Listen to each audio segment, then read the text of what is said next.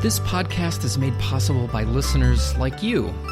Go to our website at wdtatpodcast.com and click on support to learn how you can be part of this effort to learn how to have better conversations, increase compassion, and build bridges, not walls.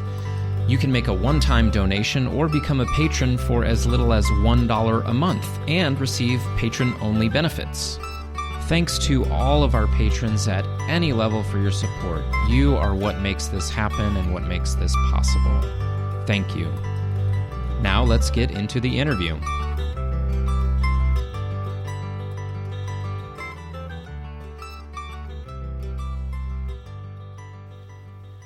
This is part 2 of my conversation with Carl McColman about silence. For part 1, please listen to the previous episode. On his podcast, Encountering Silence, they always take a 30-second pause of silence in the middle of the episode. I've also done that in these 2 episodes as a way for us to practice pausing and entering into silence as well.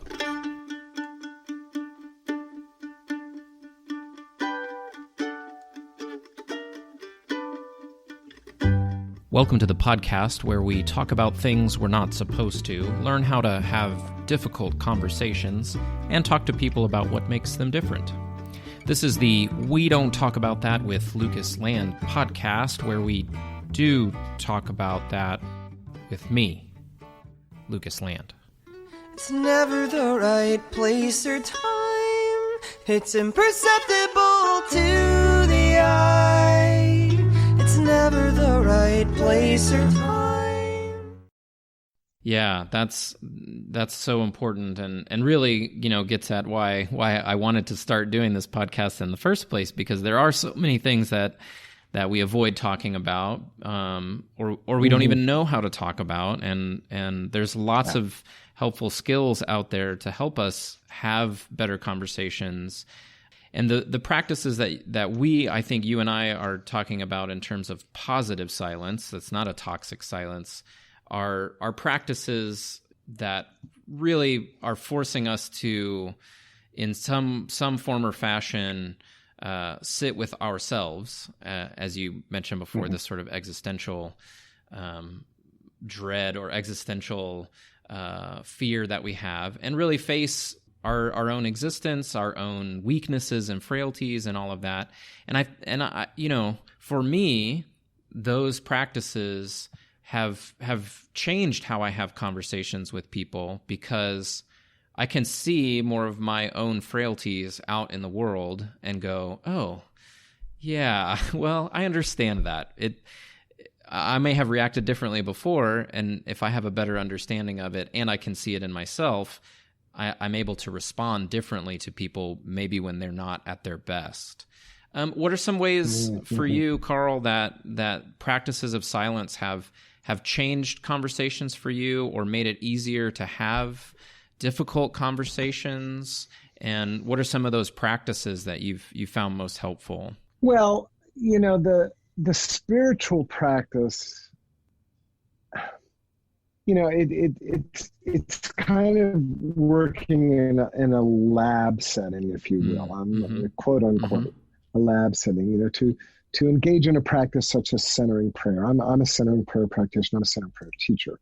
So obviously that's something that's very important. And centering prayer is very similar to other mindfulness practices such as Zen or transcendental meditation or that kind of thing. So it's basically the Christian form of kind of your basic shamatha or mindfulness practice. You do that either in solitude, morning and night, or you do it in a small group, but in a very kind of a stylized or ritualized way.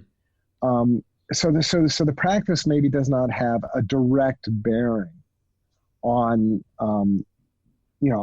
having the difficult conversation or holding the unheld conversation. But I guess what I would say my experience has been, and again, this is something that's been part of my life for many years now, but my experience is that persevering in a disciplined practice of daily silence enables me to be a better listener.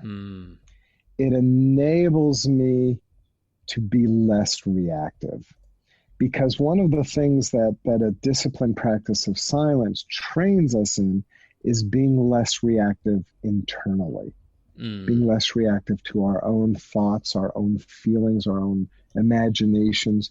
You know, any kind of mindfulness practice, it doesn't have to be Christian or theistic.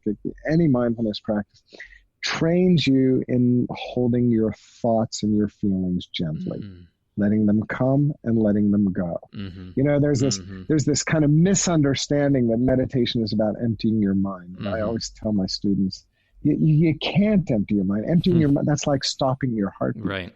You know, you stop your heartbeat and you're dead, you know. So no, don't stop your heartbeat.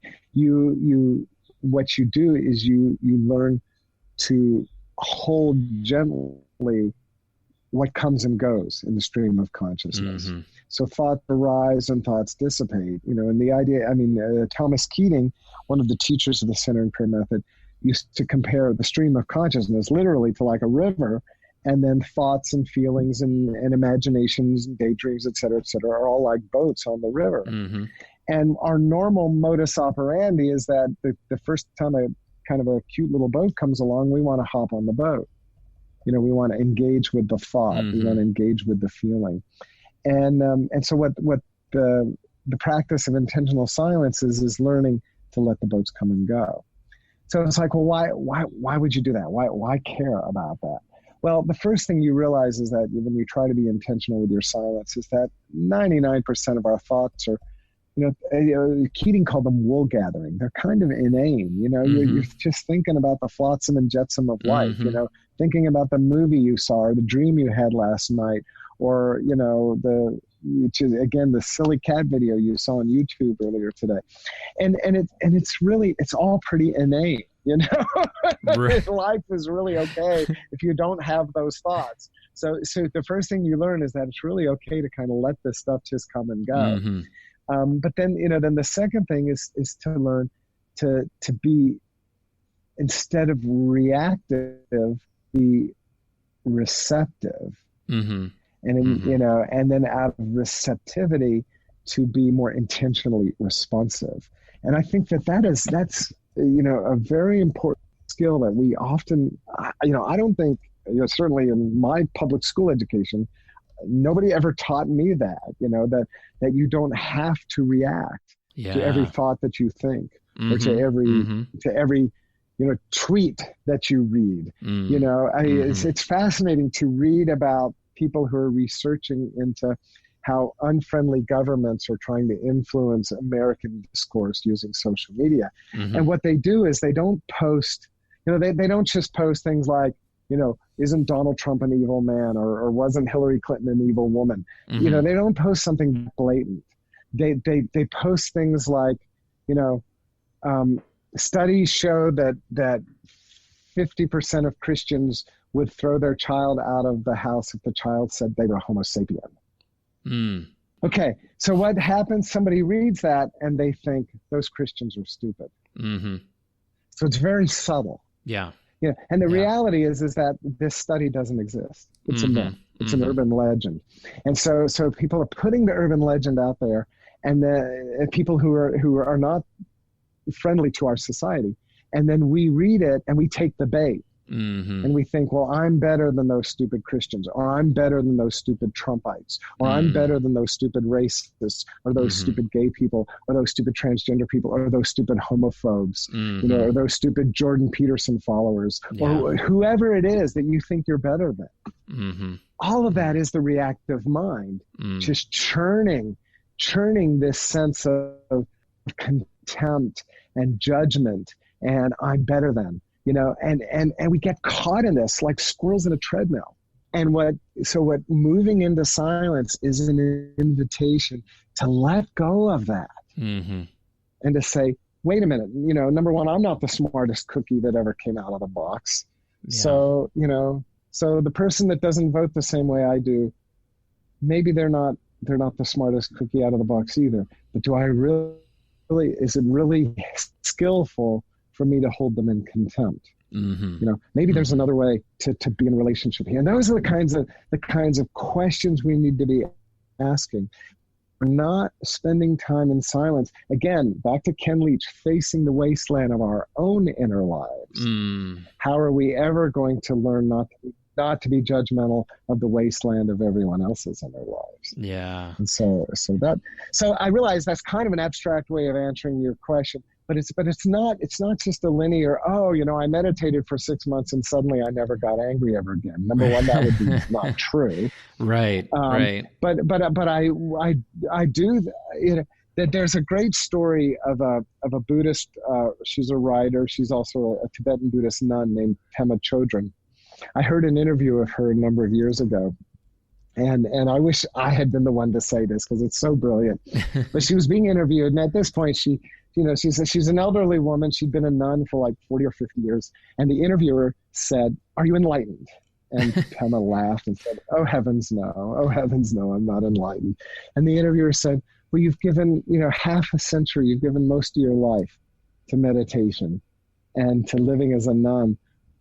What do you have to show for it?" It's a great question. Oh. And Pema Chodron was silent. There was this pause in the interview. And then she said,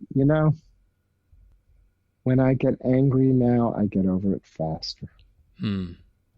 Such a simple, humble response. Mm-hmm. And yet, it was a mic drop moment because I thought, how would the world be different if we could all just learn to get over our anger just a little bit faster? Yeah. Yeah. Something that simple. So, that's the thing that I would say is that it stepping into intentional silence and whatever practice you may choose to take, but it's like a circuit breaker. Mm-hmm. It's a circuit breaker of this kind of cultural hypnosis that we're all kind of under the spell of, and this idea that we have to be moving faster, and none of us have enough, so we all have to hustle, and we're all in each other's way. So it's a dog-eat-dog world, and you better push the people out of the way, or else they're going to get to it before you do, and you're going to be left out. Mm-hmm. That message, we need a circuit breaker, and silence, at least in my experience, is the best circuit breaker out there, which is giving us a pause to say, wait a minute, the emperor really doesn't have any clothes on here. Exactly. And there's a whole different way of being in relationship to other human beings and being in relationship to my own corporality, my own materiality, and that I can basically approach everything from a basic posture of trust and a posture of listening, rather than from a posture of anxiety where I have to do all the talking. Yeah. One of the things that what you're saying makes me think about is my own experience with centering prayer, which I really like centering prayer. But regardless of what practice someone does, when you first begin to pause and take however many minutes you're starting with to try and meditate or do centering prayer, you quickly realize that you have no idea how busy your mind is until you stop and aren't able for your mind to be still in any way. It's not at all what, I think people probably conceive of. And I love the story that Cynthia Bourgeault tells in her book on centering prayer, about the nun that was responding to Thomas Keating when he was teaching centering prayer, and just was so frustrated that she said, I just had these constant thoughts, and I couldn't, I couldn't be still. I couldn't stop. I couldn't have this sort of stillness, that she was maybe expecting. And his response to her was, how great, you had all of these opportunities to turn toward God, and even if you're doing a non-theistic practice, how many opportunities, it's like exercising that muscle. How many times are you turning away towards, yourself and silence and exercising that muscle to be able to pause? And I love what you said about it it making us more able to, as Pema Chodron said, like get over our anger more quickly, and to be less reactive and more receptive to others and more able to respond with compassion. I think it is in many ways a muscle those practices. And so then it's also important to remember that it's a process. And I'm not very good at centering prayer, and my practice is very sporadic and not very regular right now. And so I can't expect it to have all the benefits when I don't practice. And that it is a slow, we're growing, we're evolving and changing, and we're all sort of wanting that quick fix and that easy answer to so many of our problems. And this is just like many of those. It does take time and practice and discipline to do. Sorry, everybody. Sorry to all the listeners out there. It's not a quick fix, but it does yield fruit. It does. Please take a moment to connect with yourself and your breath and enter into silence for 30 seconds.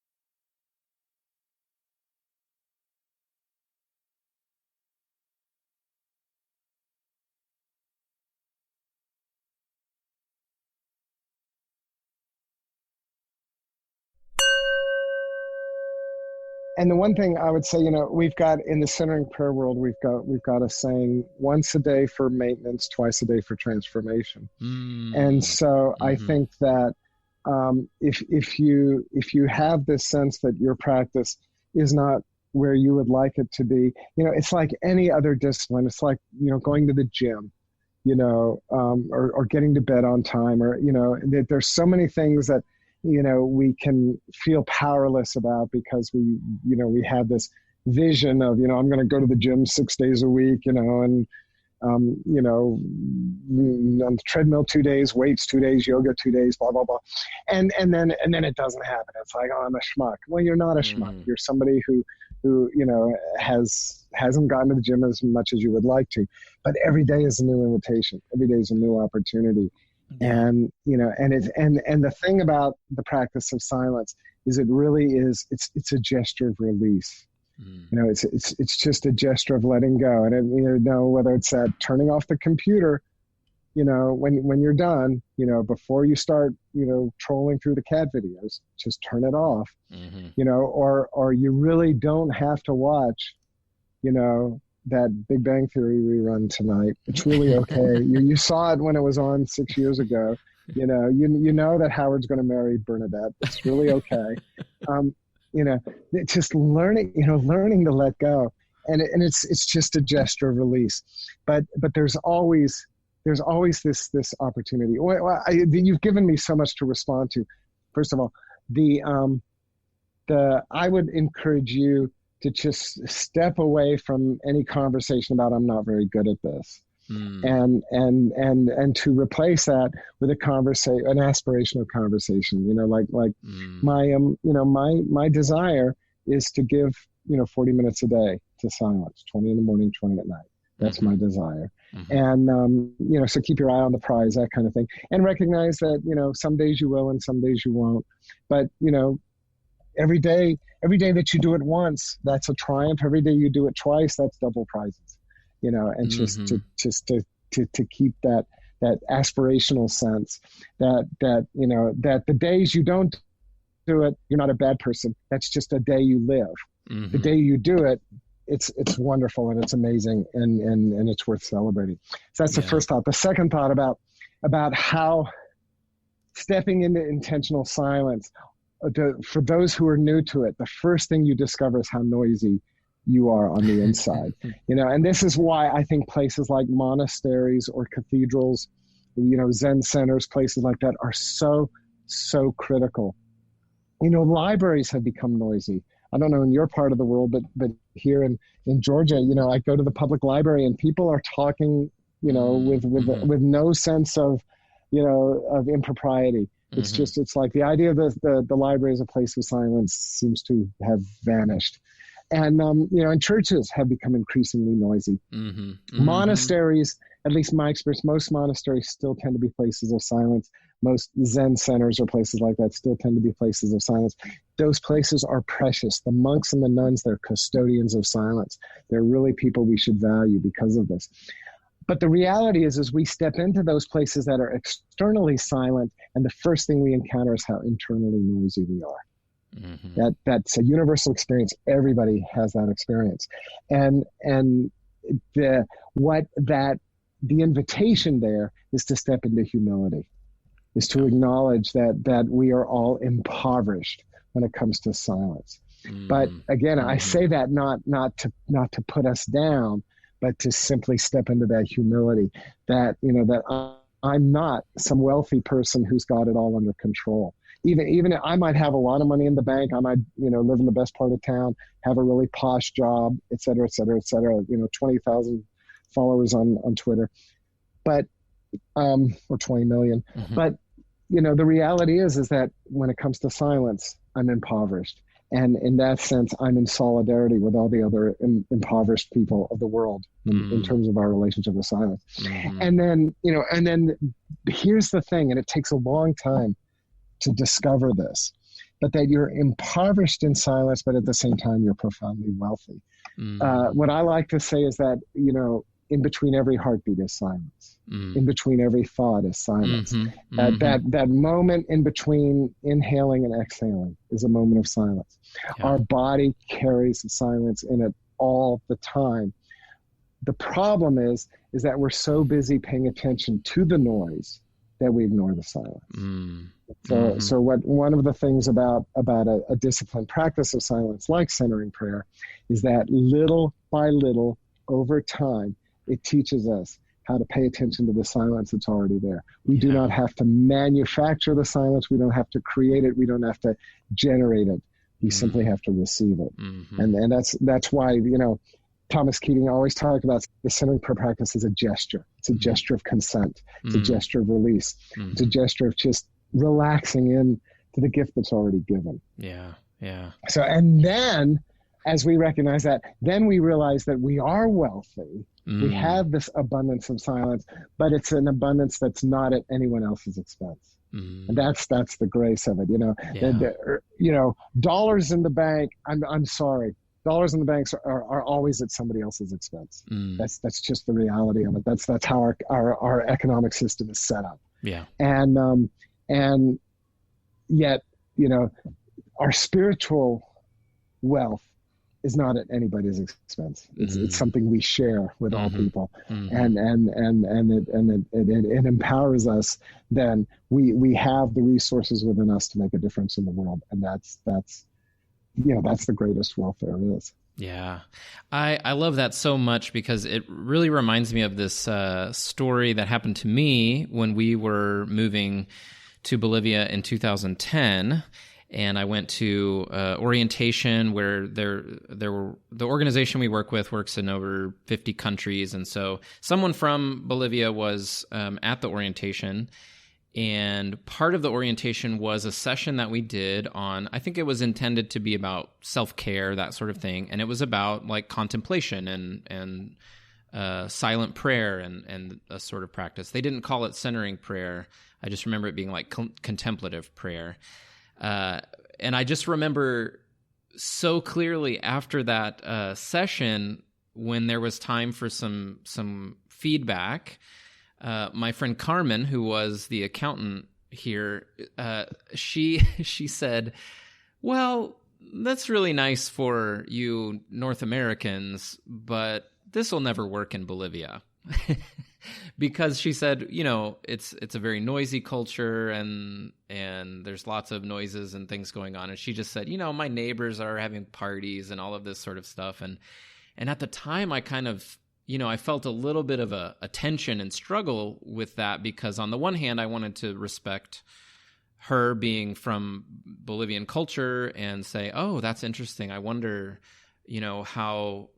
Is that true? Like, would it be difficult in another culture?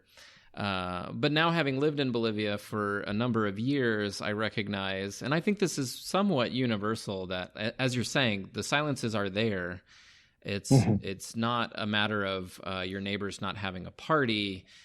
These are internal spaces more than an absence of sound.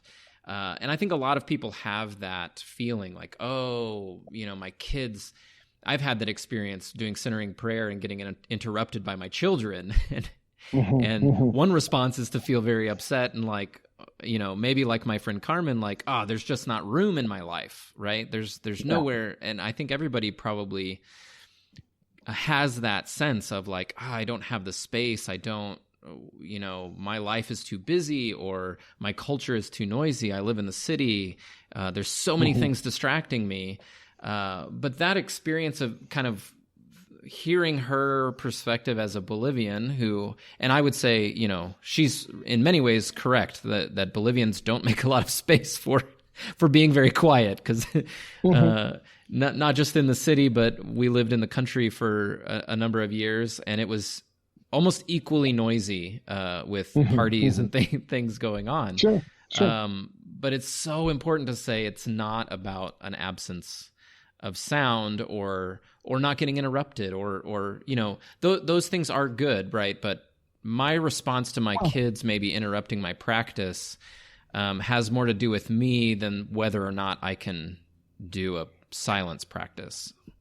I don't know if I'm getting clear about what I'm kind of trying to get at. I think you are. And a couple of thoughts. The first thing I would say to your Bolivian friends is, that certainly a Latina culture, Latinx culture is different maybe than an Anglo culture.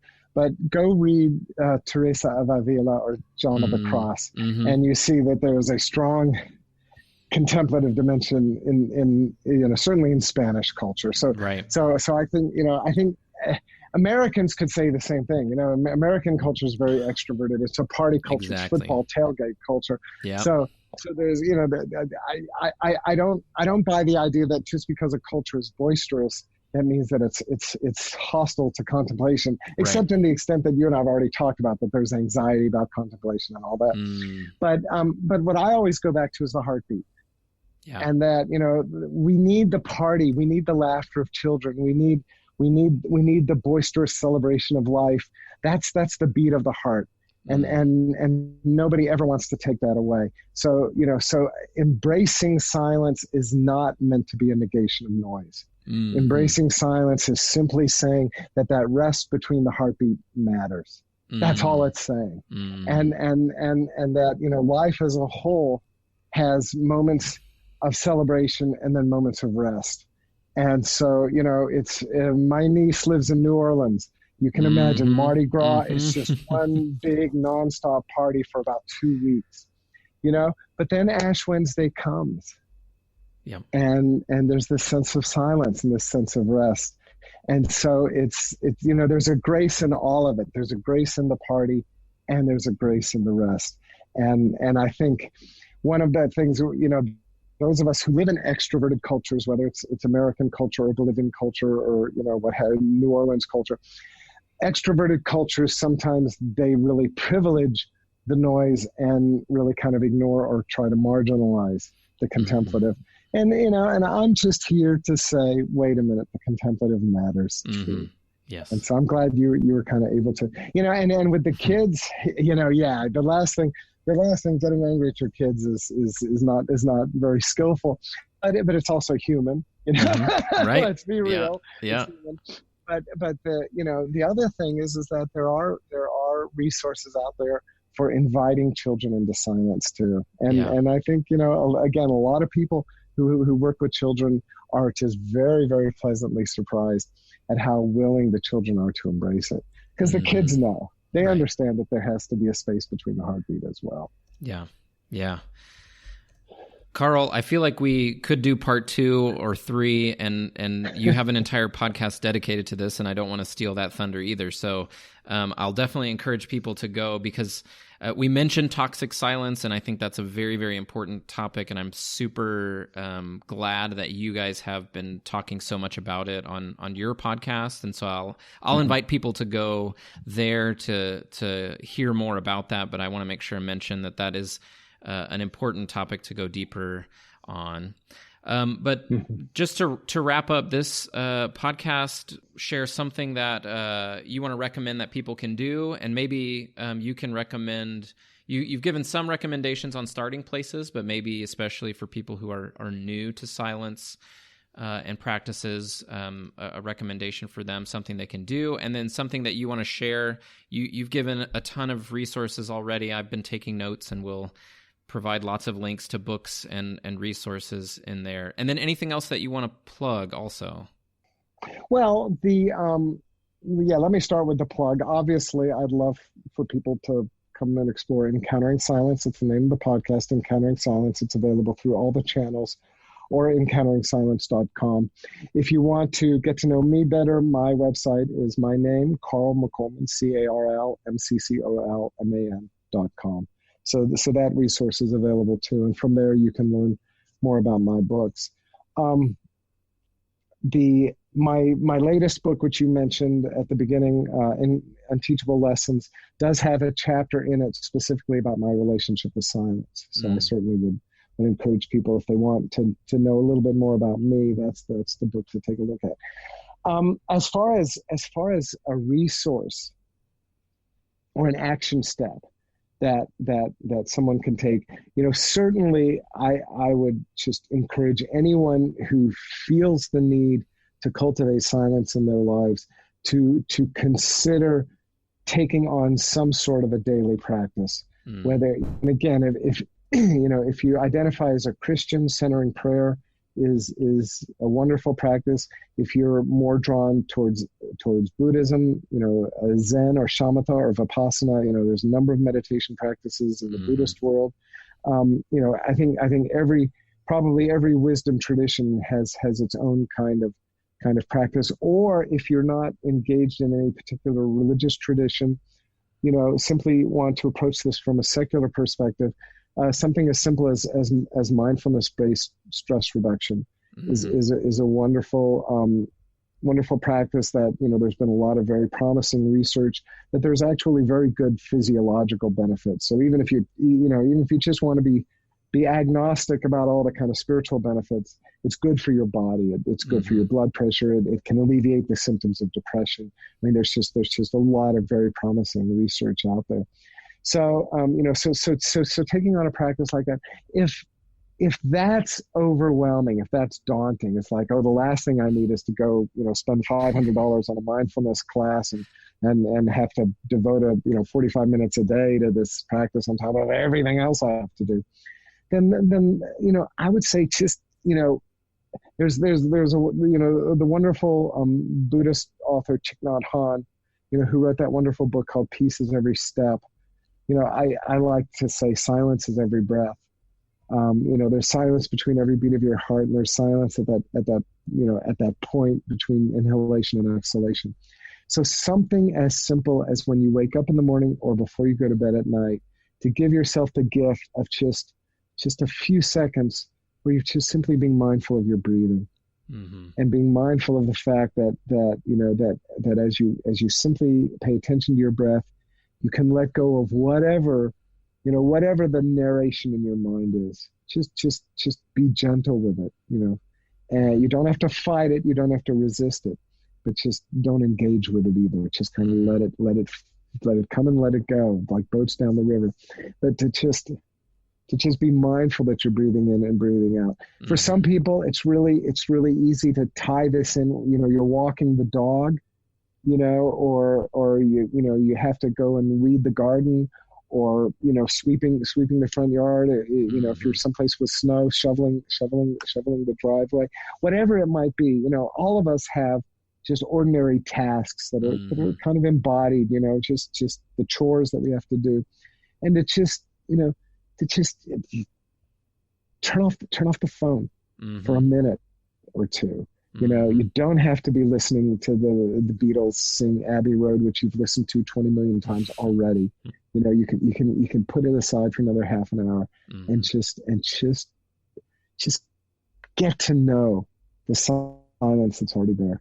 And I think that if everybody could just do that for a minute or two in the morning and at night, that right away just opens up possibility. And of course, I'll lay my cards on the table. I think somebody who does that and perseveres with that, it won't be very long before they'll suddenly be thinking, I really do need a more intentional practice. Yeah. And and it's I give 40 minutes a day to silence, and I don't think of it, it's none of it is wasted. It is all to me, it is as nourishing as the time I spend sleeping.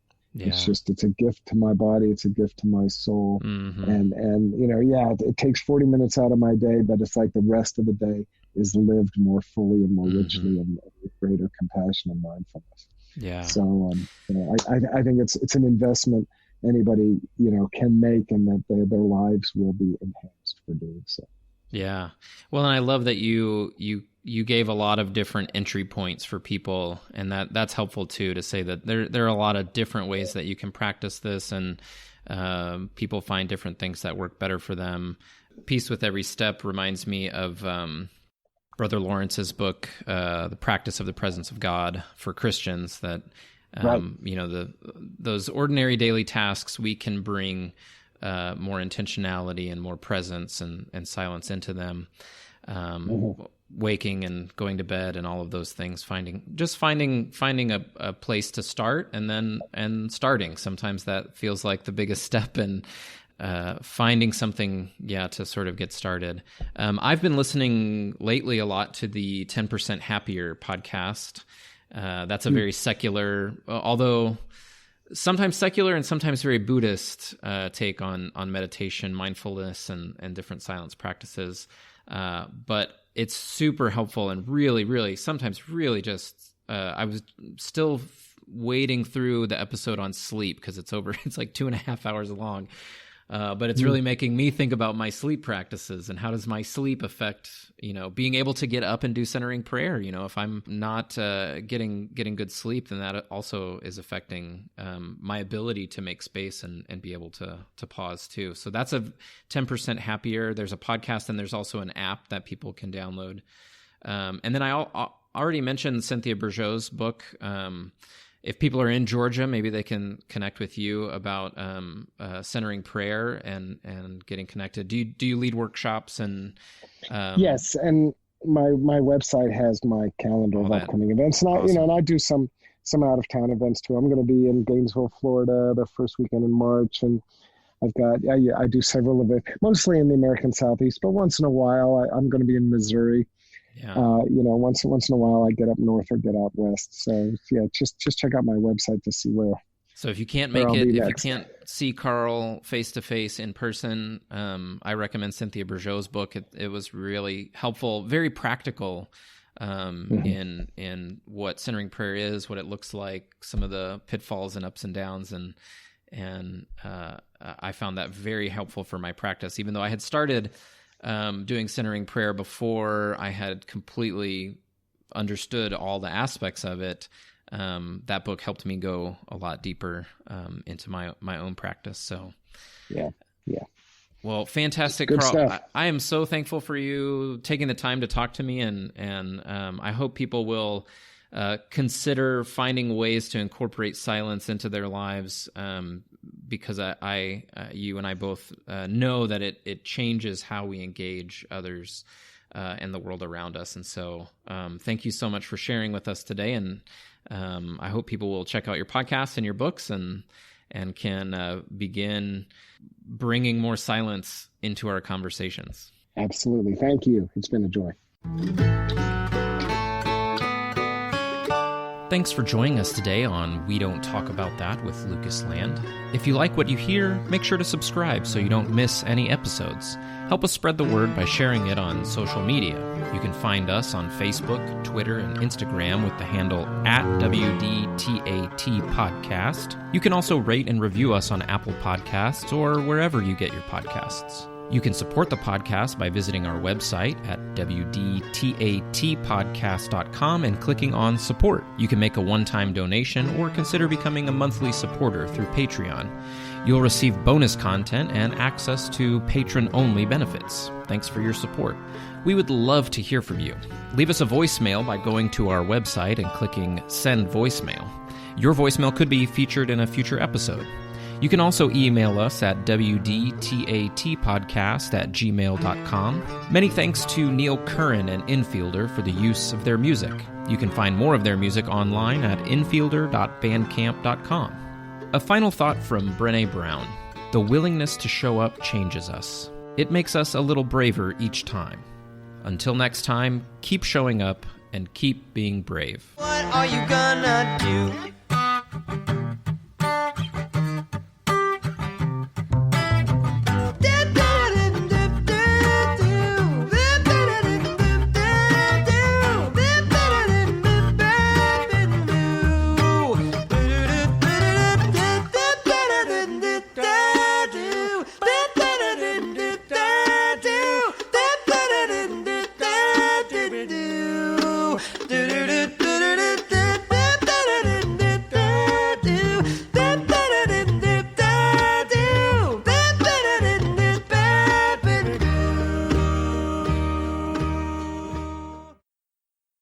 Que le vaya bien.